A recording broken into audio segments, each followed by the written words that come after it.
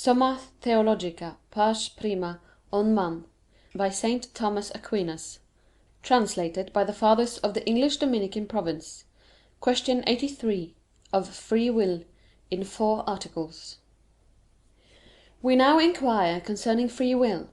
Under this head there are 4 points of inquiry. 1. Whether man has free will. 2.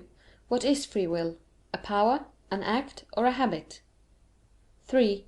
If it is a power, is it appetitive or cognitive? 4. If it is appetitive, is it the same power as the will, or distinct? First Article. First Part, Question 83, Article 1. Whether man has free will? Objection 1. It would seem that man has not free will. For whoever has free will does what he wills. But man does not what he wills, for it is written, Romans 7:19, "For the good which I will I do not, but the evil which I will not, that I do." Therefore man has not free will. Objection 2. Further, whoever has free will has in his power to will or not to will, to do or not to do. But this is not in man's power, for it is written, Romans 9:16, "It is not of him that willeth," namely to will, "nor of him that runneth," namely to run. Therefore man has not free will. Objection 3. Further, what is "free is cause of itself," as the Philosopher says, Metaphysics i, 2.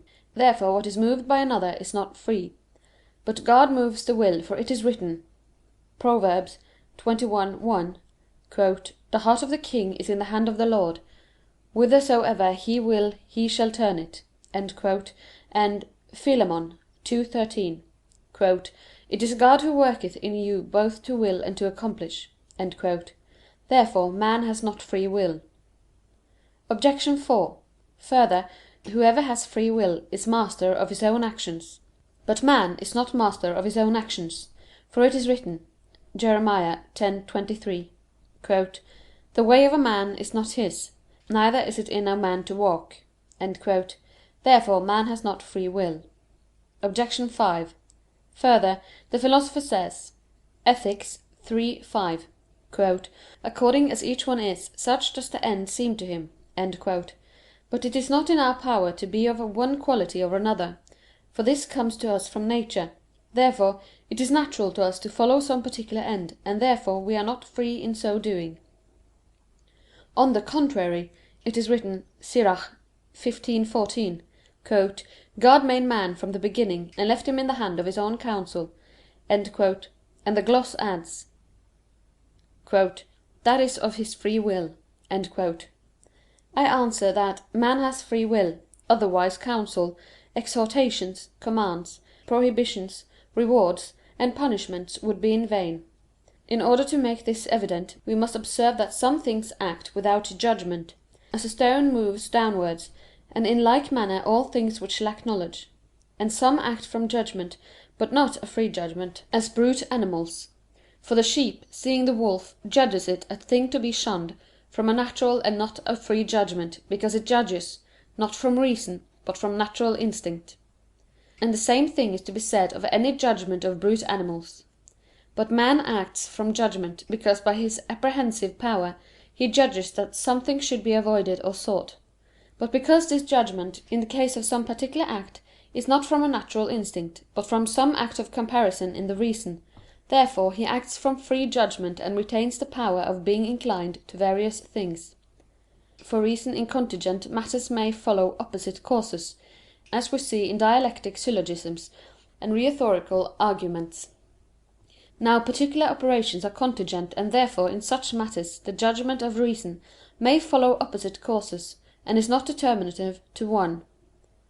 And forasmuch as man is rational, is it necessary that man have a free will. Reply Obj. 1.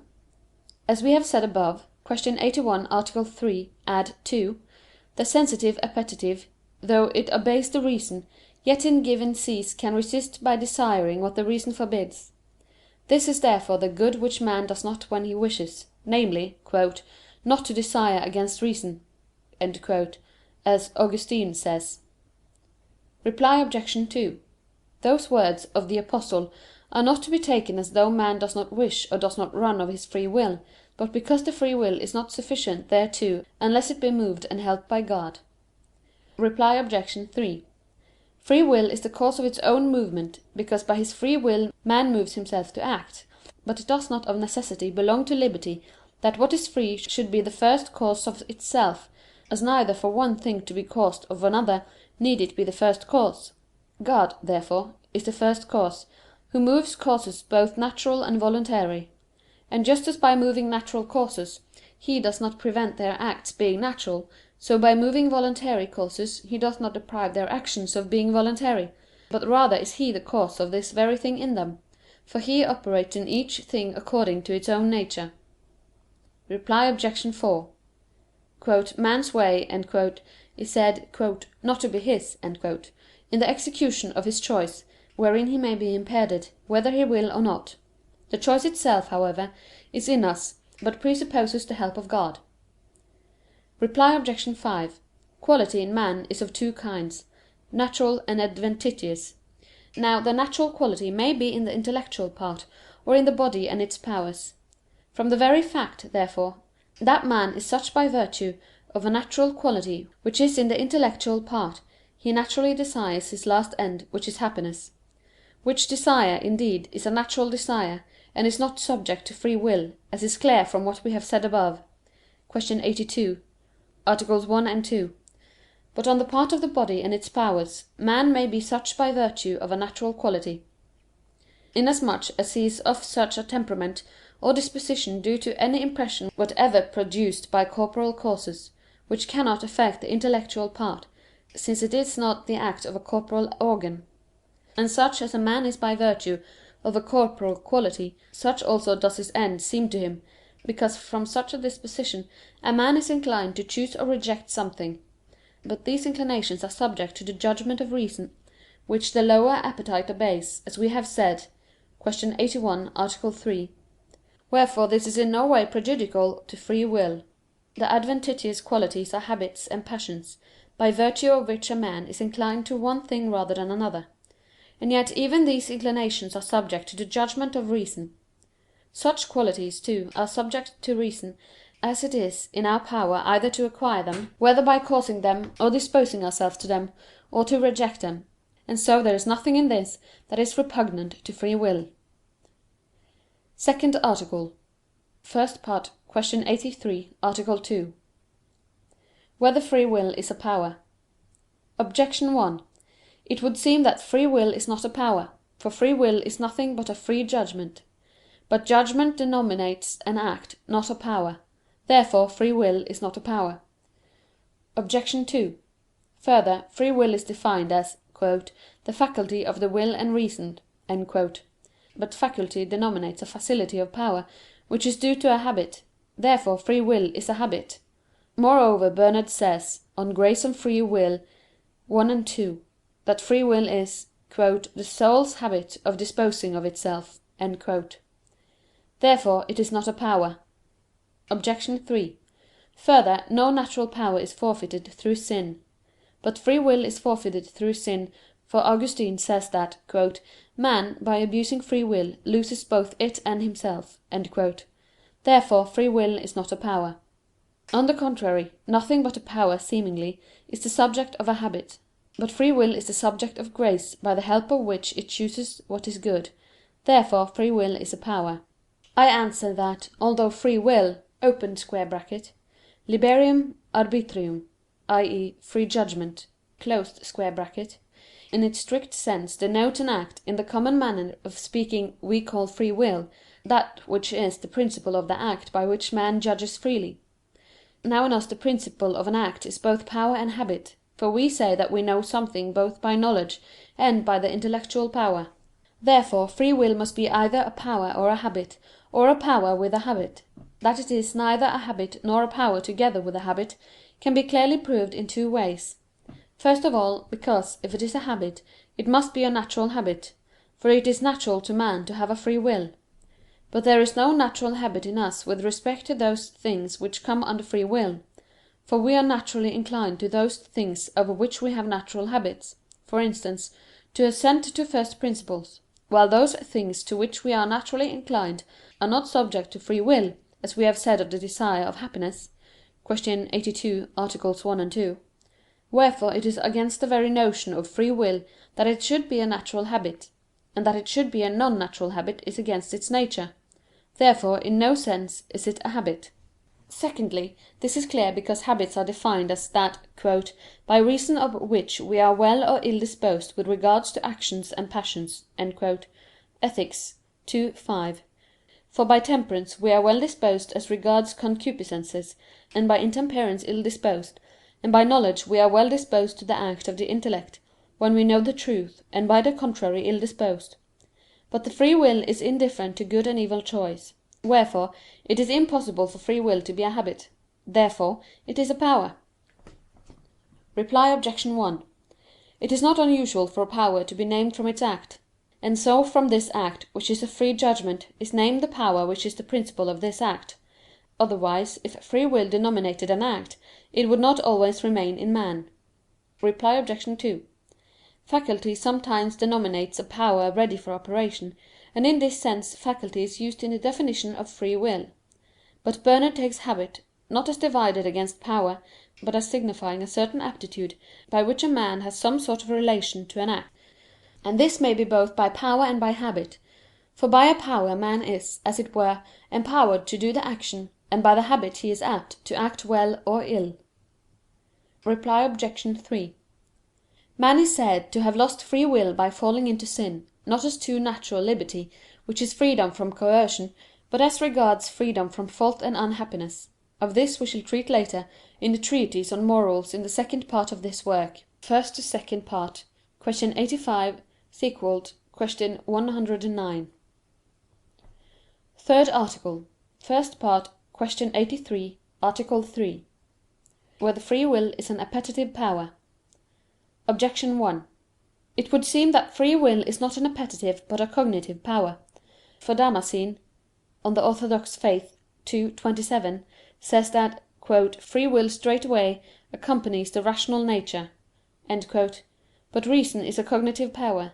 Therefore free will is a cognitive power. Obj. 2: Further, free will is so called as though it were a free judgment. But to judge is an act of a cognitive power. Therefore free will is a cognitive power. Obj. 3: Further, the principal function of free will is to choose. But choice seems to belong to knowledge, because it implies a certain comparison of one thing to another, which belongs to the cognitive power. Therefore free will is a cognitive power. On the contrary, The Philosopher says (Ethic. iii, 3) that choice is "the desire of those things which are in us." But desire is an act of the appetitive power. Therefore choice is also. But free will is that by which we choose. Therefore free will is an appetitive power.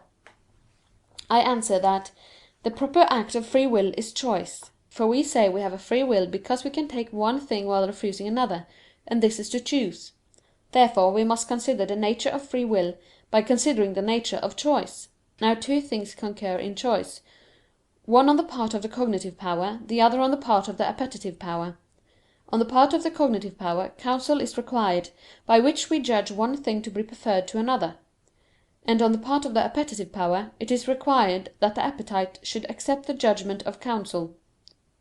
Therefore Aristotle (Ethic. vi, 2) leaves it in doubt whether choice belongs principally to the appetitive or the cognitive power, since he says that choice is either "an appetitive intellect or an intellectual appetite." But Ethic. iii, 3 he inclines to its being an intellectual appetite when he describes choice as "a desire proceeding from counsel." And the reason of this is because the proper object of choice is the means to the end; and this, as such, is in the nature of that good which is called useful. Wherefore since good, as such, is the object of the appetite, it follows that the choice is principally an act of the appetitive power; and thus free will is an appetitive power. Reply Obj. 1: The appetitive powers accompany the apprehensive, and in this sense Damascene says that free will straightway accompanies the rational power. Reply Obj. 2: Judgment, as it were, concludes and terminates counsel. Now counsel is terminated, first, by the judgment of reason; secondly, by the acceptation of the appetite. Whence the Philosopher (Ethic. iii, 3) says that, "having formed a judgment by counsel, we desire in accordance with that counsel." And in this sense choice itself is a judgment from which free will takes its name. Reply Obj. 3: This comparison which is implied in the choice belongs to the preceding counsel, which is an act of reason.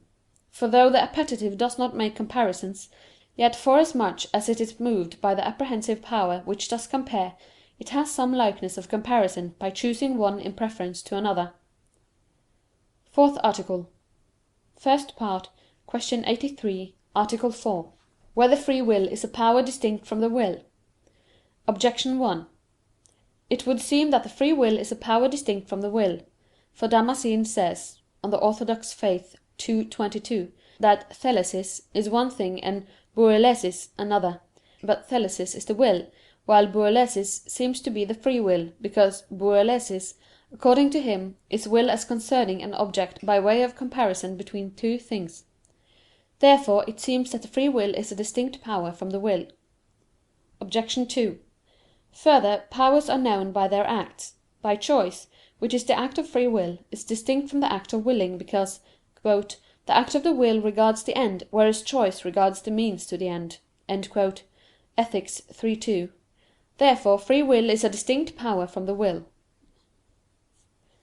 Obj. 3: Further, the will is the intellectual appetite. But in the intellect there are two powers, the active and the passive. Therefore also on the part of the intellectual appetite there must be another power besides the will: and this, seemingly, can only be free will.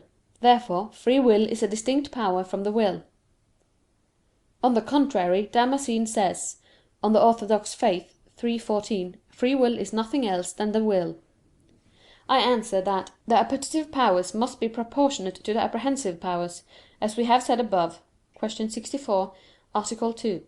Now, as on the part of the intellectual apprehension we have intellect and reason, so on the part of the intellectual appetite we have will and free will, which is nothing else but the power of choice. And this is clear from their relations to their respective objects and acts. For the act of understanding implies the simple acceptation of something, whence we say that we understand first principles, which are known of themselves without any comparison. But to reason, properly speaking, is to come from one thing to the knowledge of another. Wherefore, properly speaking, we reason about conclusions, which are known from the principles. In like manner on the part of the appetite to will implies the simple appetite for something. Wherefore the will is said to regard the end, which is desired for itself. But to choose is to desire something for the sake of obtaining something else. Wherefore, properly speaking, it regards the means to the end. Now, in matters of knowledge, the principles are related to the conclusion, to which we assent on account of the principles: just as, in appetitive matters, the end is related to the means, which is desired on account of the end. Wherefore it is evident that as the intellect is to reason, so is the will to the power of choice, which is free will. But it has been shown above (Q. 79, A. 8) that it belongs to the same power both to understand and to reason, even as it belongs to the same power to be at rest and to be in movement. Wherefore it belongs also to the same power to will and to choose, and on this account the will and free will are not two powers, but one. Reply Obj. 1: Boulesis is distinct from thelesis on account of a distinction, not of powers, but of act. Reply Obj. 2: Choice and will, that is, the act of willing, are different acts: yet they belong to the same power, as also to understand and to reason, as we have said. Reply Obj. 3: The intellect is compared to the will as moving the will: and therefore there is no need to distinguish in the will an active and passive will. End of Question 83. Recording by Christine G. in Oslo, Norway. The 26th of February, 2012.